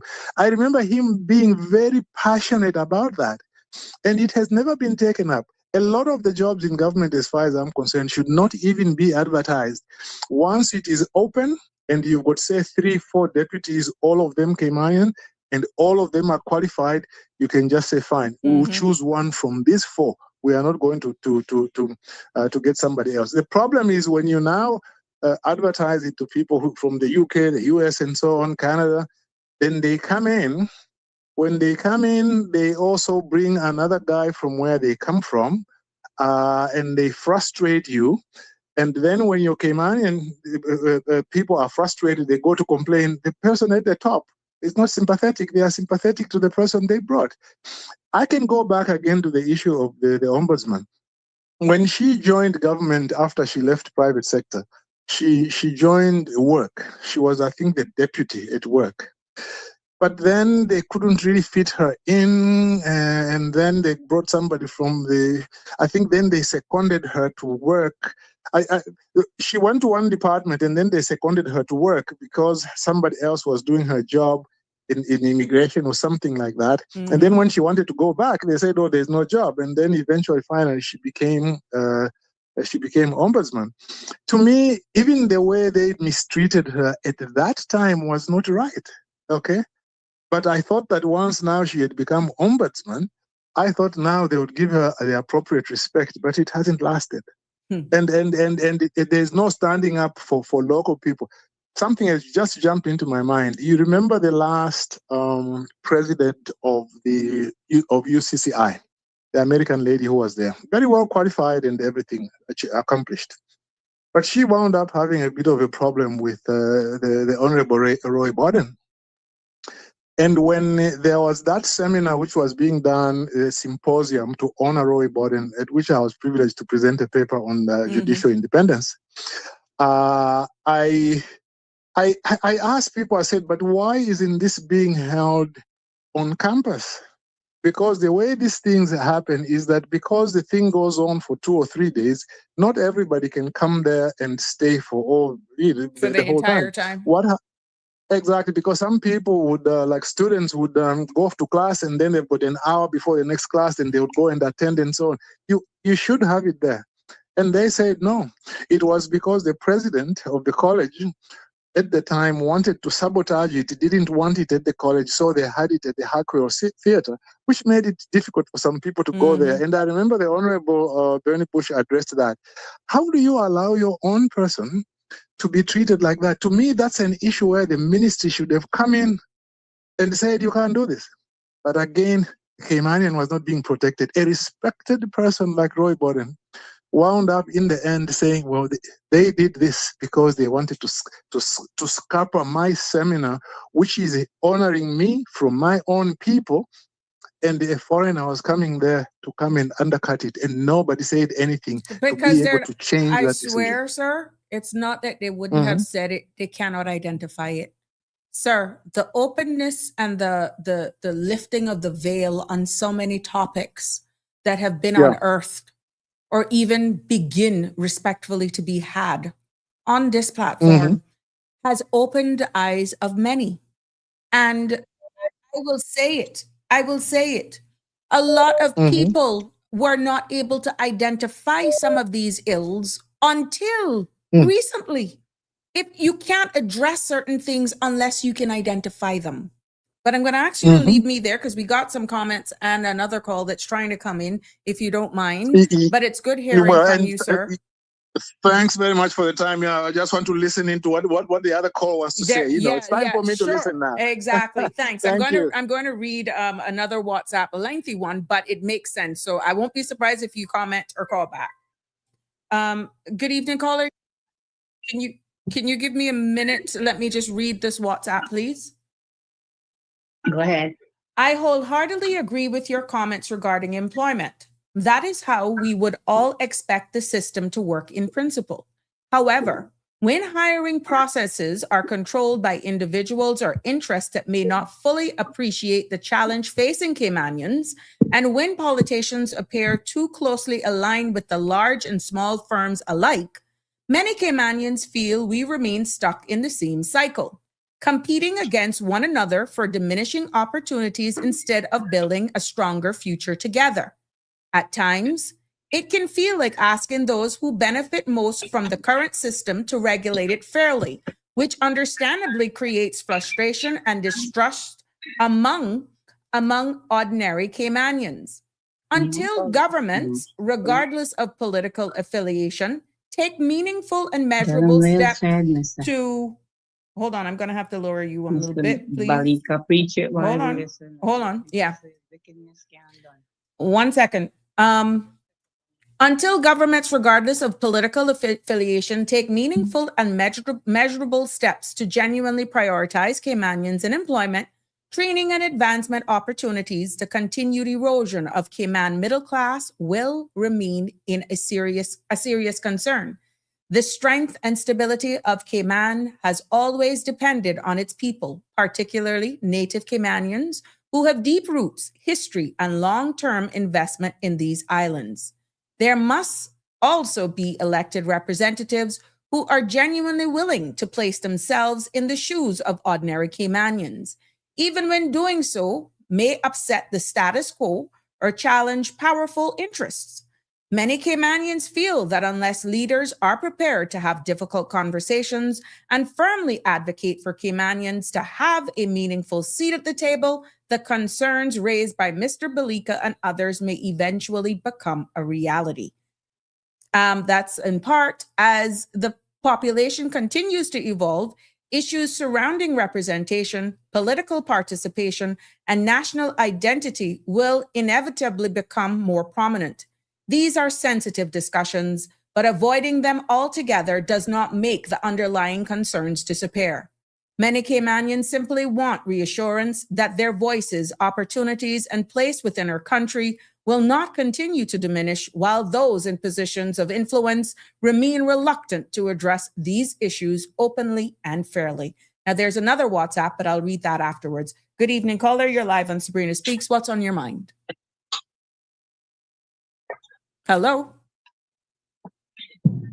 Miss Shalma? Hello? Hello? Yes, ma'am. You're live. Good afternoon. Good afternoon, Mr. Samamba. Preach it while we listen. They say you need 50 kabooms for that. And like the old people used to say, wickedness can't done. Mhm. Preach it while we listen. We wouldn't know it if you didn't bring it out, but they say we make sure somebody will find God. So preach it while I listen and give him 50 kabooms. We could give him one, but we can't do 50. Thank you for that. I know. He can get, but he needs a kaboom. Cause like the old people say, wickedness can't done. Mm-hmm. Thank you very much for that feedback, my love, as we continue to read the comments. Good to hear from you, Cause that ma'am. wicked, that's what they do in Cayman. It's wicked. Mhm. It's not only disgusting, but it's wicked. Yep. Wickedness can't done. Them old people used to say. Well, I know for a fact that story that I gave is real. I wouldn't have no reason to tell a lie. And that one hits at the gut. So that is that story that I shared. Beautiful lies, ugly truth. Just for argument's sake, why is there a journey to PR and status for someone who merely came here as a guest worker? That should not be. They came here to work or came here for status journey. I don't know at the end of the day, but like some people go to a country, they come as a guest worker, as you've stated here, and they want to stay. Remember, we as Indigenous Caymanians and Caymanians make the law. The opportunity is there. The opportunity presents itself for one to apply to be granted permanent residence based on the length of time you've been here, the eligibility requirements. It is quite easy for you to go on the immigration system and see what the eligibility requirements is. Now, even if someone came here as a guest worker, beautiful lies, ugly truth, and our immigration laws says, this is how you can become a Caymanian. This is how you can be a permanent resident. Don't wrong the person for applying. Change the rules of the game. Good evening, caller. You're live on Sabrina Speaks. What's on your mind? Good evening, Miss Sabrina and Cayman. I trust you're doing well, and I'm enjoying the show because it's a topic that needs some clarity on it. And I always say thanks to Mr. Belika. We all learn something new. At least I do every time he contributes to your show. You hit a nerve about Caymanians only can seem, both of you hit my nerve this evening with Caymanians can only seem to attack their own and run them down and belittle them. I think we saw enough of this during the last election, just over a year ago, and we live it every day if we are Caymanians in this country. And it is sad that Caymanians can only find one way to uplift their own people. And it's not uplifting us. It's bringing us further apart. It's making some of us question, what does it really mean to be Caymanian and really have the love and the heart for this country? And when I said Friday that the neighborhood I live in has changed, I'm not coming, like I said, scaremongering anyone. It has changed. And it has been said today, I listened to part of what was on the other show on Radio Cayman. And I urge every Caymanian this evening, if you didn't listen to Talk Today, when you finish here with this program, go and tune into it. Because it's every place that you can find social media is ringing with what is going on in Cayman. And we are at the forefront of what is happening. We have changed, and it has been said today also, who are we building for? We are not building to enrich the lives of Caymanians. Those that come to these shores are coming for one reason, to make their lives better, and some of them never to leave these shores. Friday, it was said on your show that I was hogging your telephone line. It was said I only call in at a certain time because I hogged your telephone line, Miss Sabrina. And it hit a nerve with me. If that is all my fellow Caymanians can do, when one of your fellow Caymanians call in to try to educate you on what is taking place in this country, and the majority of Caymanians don't have the slightest idea of what is happening. I will say this one last time, and I'm going to address in the perfect possible way that I can to the comments that Mr. Denver Douglas said on Friday and Ms. Connie Palmer Lynn. I'm going to be that respectful Caymanian that I am. When you come to these platforms, these social media platforms, and those of you Caymanians that sit behind them with your pictures and your profiles, and you continually nitpick, belittle, and downgrade and criticize and discriminate against your own people, I am going to ask this question in less than 3 years' time when we go to the polls again for general election. And the question will be, are you, am I, is Cayman any better off after this previous government finishes its term? I hope we all live to see it and can see some real change in this country. But Ms. Sabrina, real change is never, ever going to come to the Cayman Islands. And I hope my Caymanian people are listening, because I live in what is the reality of Cayman. I live in a place that I grew up on a little 12-mile island, 1 mile wide. And I can still go home and take milk during milk season, and I still enjoy doing it.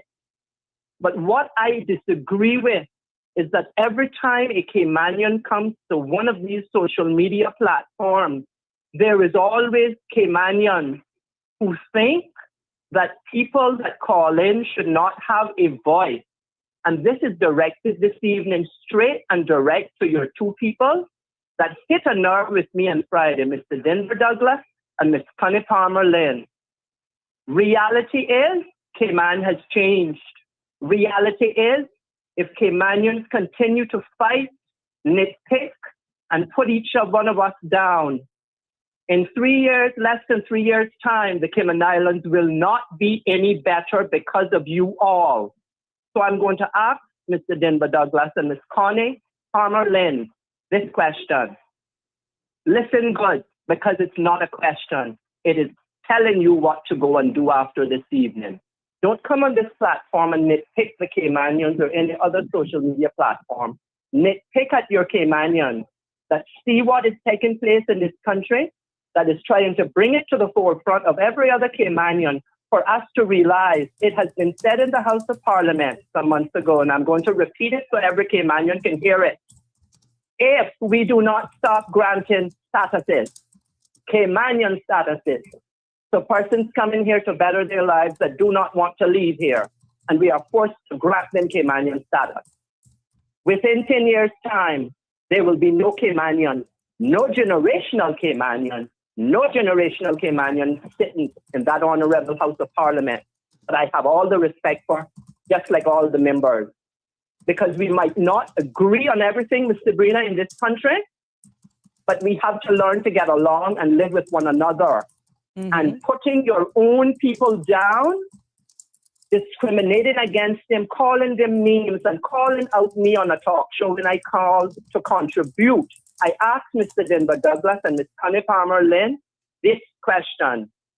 Why don't you come from sitting behind your smart devices and commenting and make some meaningful contribution besides sitting behind a smartphone or a tablet or a computer? Pick up and call. I did not hold Ms. Sabrina's phone line hostage, nor her show have I ever. And I know what is right to say and what is not right to say. But sometimes Caymanians, and especially Mr. Denver Douglas and Ms. Connie Palmer Lynn, needs to understand this. I live in a free, democratic, overseas, British overseas territory, Little Tree Islands in the Caribbean, Northwest Caribbean mainly, British West Indies. And I honor that part of me every day. And I respect Cayman. I respect anyone that comes here. But I keep reminding people that the Cayman Islands is not going to get any further by the likes of Mr. Denver Douglas and Ms. Connie Palmer and many other Caymanians, generational or paper Caymanians that we have accepted in this country, till we all come together and stick together and understand that fighting against one another is not the way forward. So to Mr. Denver Douglas and Ms. Connie Palmer, I am just going to plainly say this is as plain as a Cayman Breaker from West End. The point can tell you, I have lived almost 56 years in the Cayman Islands. This is home. I have lived in another man's country. I adore where I live. I fight for it. So do me a favor, the two of you, Mr. Denver Douglas and Ms. Connie Palmer Lynn. Instead of tearing me apart, sit down, shut up, stand up, show up, and be counted. And that is how we are going to right this almost sinking ship, the Cayman Islands, to make it a better place for not only me and everyone else calling themselves Caymanian, whether they're generational or paper. That is how we are going to fix change and get behind every MP. They knew you when election time was around almost a year ago. Write to them. Call their offices and let them know that Cayman is changing in a way that after this almost 3 years is done, we will have less than 7 years left. And if we want Cayman to go down the road like so many other places and countries in this world where we don't have a voice nor we can never be seen and heard, leave it and give it that other 7 years after this almost 3 years of this government that is trying slowly to fix things in this country. Things cannot be fixed overnight. It did not take overnight to get us to where we are. The Caymanians will not get any better. Cayman Islands will not get any better unless we stick together as Caymanians, because everyone else coming to these shores are sticking together, making a living, making a profit, leaving Cayman, millionaires, and we are stuck. We will be stuck here like we tell one another we have nowhere to go. This is home. Start respecting one another as Caymanians. Start sticking up for your Caymanians and start putting your people down. Pick up a book and read to a young Caymanian and tell them about history. Because if we don't, we are going to be what we have always talked about. Correct. The island's time forgot, Miss Sabrina. And I'll leave it here, but we will be people and the island's time forgot. That nobody wants to know anymore. I respect. It's reality. And I feel your pain, but deliberately. No, it's not a pain. Hold on. It is a piece that some people need to shut up and sit down and take stock of what is going on in their neighborhood. Because the neighborhood I live in is nothing but gated condo buildings. And it's not There's a reason why I'm there. telling you to hold on. Yes, ma'am. For all the good that we're trying to do here on this platform, it speaks volumes why I'm giving Sonita 503 their couple minutes of fame with making a very unfounded statement, calling Yes, me ma'am. a hypocrite, Yes, ma'am, I saw it. who had an employment company, Yes, First I saw Light, it. selling Mhm. Caymanians jobs. That Selling statement, Caymanian jobs. that statement is so unfounded. It just shows the level Level of of not ignorance, and because no you know intelligence nothing about about me. you You know nothing about the business that I that formerly I ran ran before getting into to political office. Was politics. not a job placement agency. Actually, the reputation that I have, Sonita 503, is that Mhm. I was accused of Mhm. telling people the truth and that they should not waste their money as an immigration consultant to On apply you. for permanent residence, but to go Mhm. home, take their break, and come back. I was Yes, the ma'am. one who saw through jewelry companies coming here, hiring sales clerk, knowing that they were floor managers and giving them their money back. So, Sunita, your 3 minutes of theme with your unfounded allegations, whoever Speak you it. are, let me tell Speak you it. something. The quality of my work spoke for itself for the 15 Amen. years that I ran that immigration company, Amen. and that went with me during my political time. That did not get me reelected, because unlike some of you that can be bought for a shilling, I Amen. refuse to be bought. So you get your Amen. facts straight. And if you come in for me, you come direct, because this is the end of the road for you when it comes to my Good. book. When you come in on my platform and you're going to make those kind of statements that is unfounded, Mhm. a fetusy. Speak it, and it needs to be said. So I ain't coming here. I didn't come with any threat to Mr. Denver or Miss Connie. I am just setting the record straight. I have been through some things in this country, Miss Sabrina, that most Caymanians would never have survived. Okay? I lost my dear mom at 12 and month, and I'm better because of what my mother and my dearly departed father taught me and instilled in me today at 56 years of age. And believe you me, I was not one of those children that stood still. You told me I had to do something.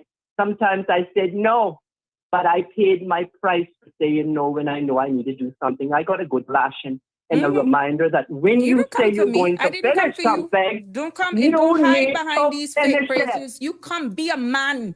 Be a man and come Yeah. to me. You don't Yeah. hide behind these things. No, And don't I hide have behind these respect. fake I have profiles. respect. I have respect. But when you're going to come with unfounded stuff, Yes, and you ma'am. know exactly who I'm talking to behind this, don't come Oh, for yeah. me. Don't come for me, Because you because I don't can know take you what on. road you're going down on. And I always And I want you remind to identify people, yourself, because I ain't yeah, afraid of you. I ain't afraid of you see, nobody when it comes to the neither truth. me, But ma'am. all you will get is the truth of me. I will Yeah, not use profanity. yeah. I will not lower my standards. And you got to No. wonder why they call us riffraffs. But when you have nothing Why to we're bring to the riffraff? table, when you may have We, lost at the polls, and yeah, you still but you bring still nothing of have something substance to to the table, contribute. this is what you Yeah, do. Come personal, get your facts straight. And I yes, come in ma'am. again, and it can still be the same high level, unbought type of execution of service, because I'm Amen coming to that. again. Amen. But to every Caymanian who likes to nitpick at one another, wonder why you're not getting that job promotion where you were in It's for these type of 15 years. behaviors. You have Yeah, nothing it's to the bring to the same, table other than come after type of personal, behavior. unfounded And, information. and let me tell you one piece of history on me. I experienced it in my banking career many years ago. I was called out for being a queer. As It's just Caymanians love to call crazy. people, you We're a old queer. minority in our own country. You see what I'm Yes, trying to do ma'am. with this space? Yes. And you got come with So that build kind of it. thing that is irrelevant. How in the name of Mhm. Jesus I'm going to be selling Caymanians jobs? I would love to know. I'm not a What- job what- placement agency. I never sold No. any jobs. Anyone who has ever been with my company will know many No, of money the truth. I've turned away. Many Thank of you. them I didn't even charge. So But go and you know are your the worst history. person today. You were the right person when they Empty needed barrels the make the help. most noise. You have nothing to bring to the table. Yeah, Maybe whoever is hiding behind that YouTube thing is one of those should be shut that is down. removed, That possibly want to bring curry with with the some sauce, but not politician got no now. correct. Only Exactly. got So sauce. don't come Only for got me. sauce. Don't come for me. This is a different version of Sabrina right now. Do not come for me. Don't do But it. I don't let people fluffle or ruffle my Caymanian feathers or my Caymanian being. I know who I am. I know where I come from, Miss Sabrina. And I know that my two parents fought hard and long, and I'm going to fight hard and long to try to remedy and open my mouth, because I'm not living in no communist country where I can't open my mouth. And I am smart enough and educated enough to know what the rules of any social media platform talk show is. But some people don't, and it's mainly Caymanians who like to dish out, nitpick, and I keep calling on it out. You like to dig dirt where dirt shouldn't be dug up. And what some of you need to go do is take a good look this evening in the mirrors that you look at. Look at yourself before you pinpoint to judge out others of what they are and what they are not. Because it is one thing I will tell you all Caymanians today, and I'm gonna listen good to this Cayman Breaker from Weston, the point. Two grandparents hail from Watering Place and family from Spotsville. I am 68.9% Eastern European. Can any one of you say you hold a European passport? Have you dug for your history and your ancestry? Forget your European passport. I got mine. You got yours? I got my British passport too. I got my BOTC too. Caller Mr. So when- Denver is actually clarifying his comments. He says, I think you took it wrong. My apologies.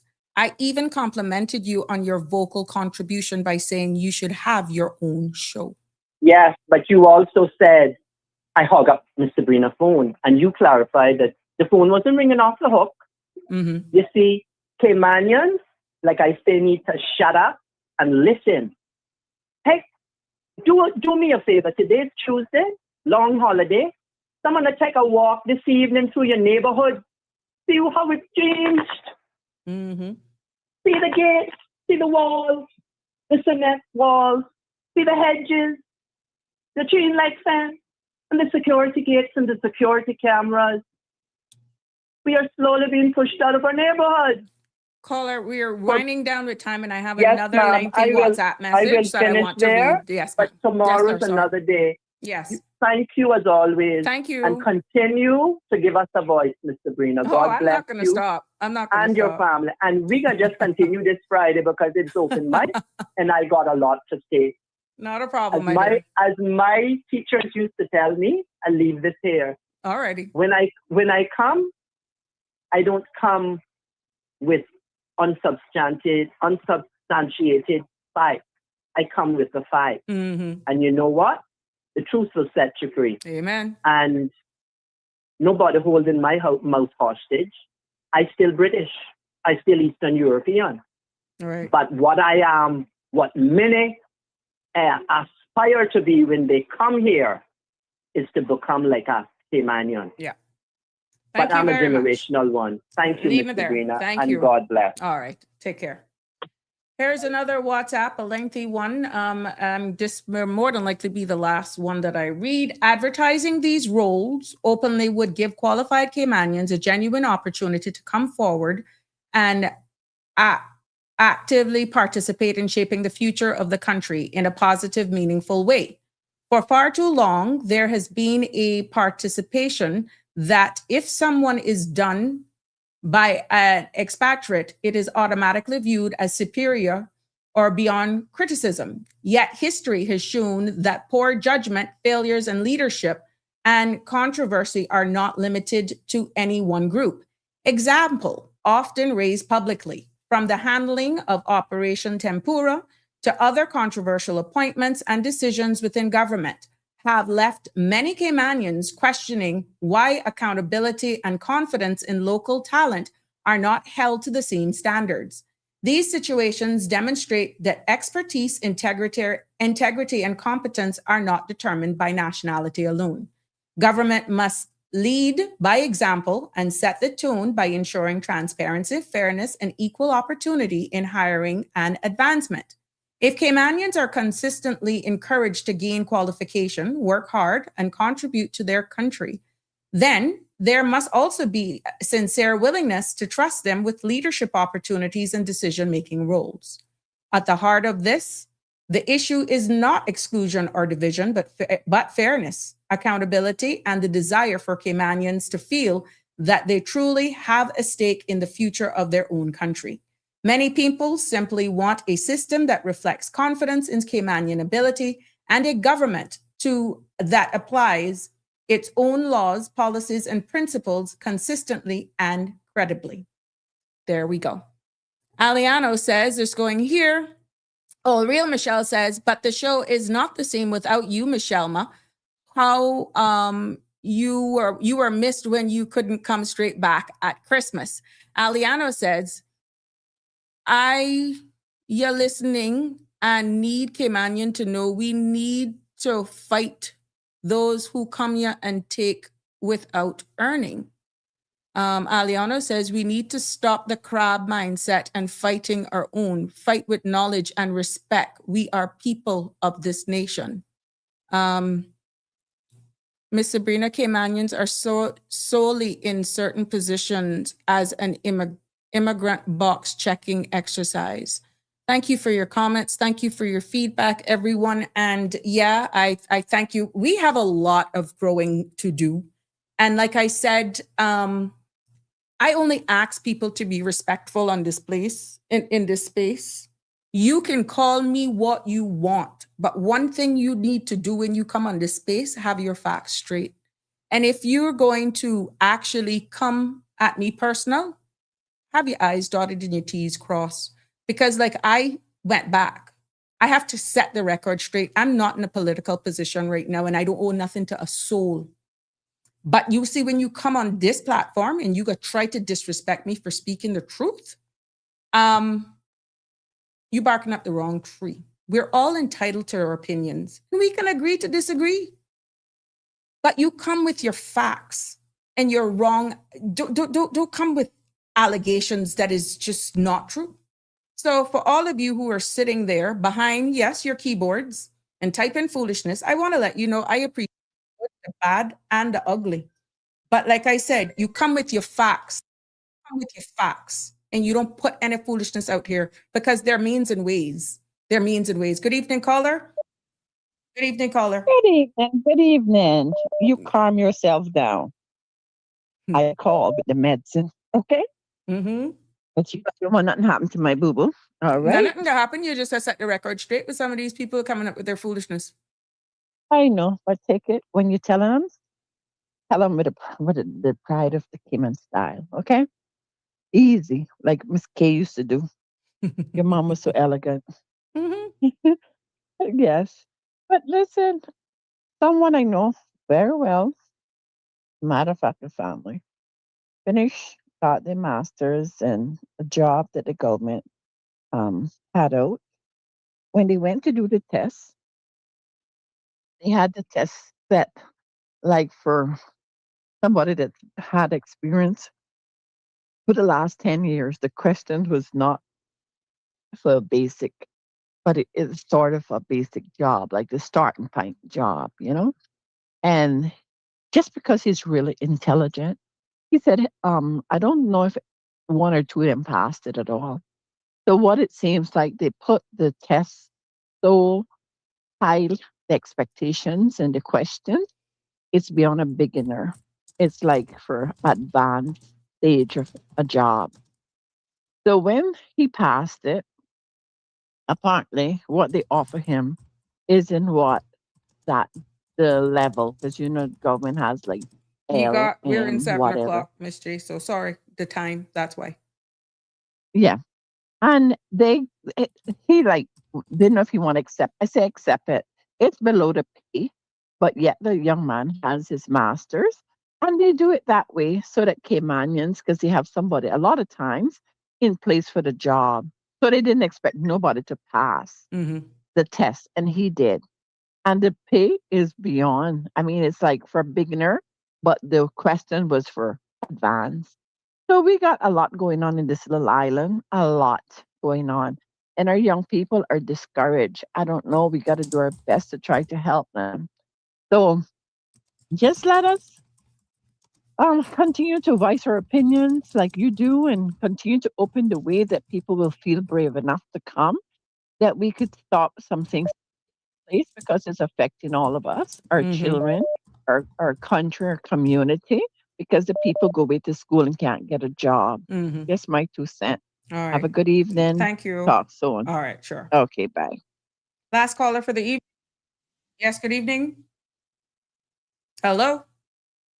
Hello, Tiri, do make them send your blood pressure to Oh, whoever no. that is.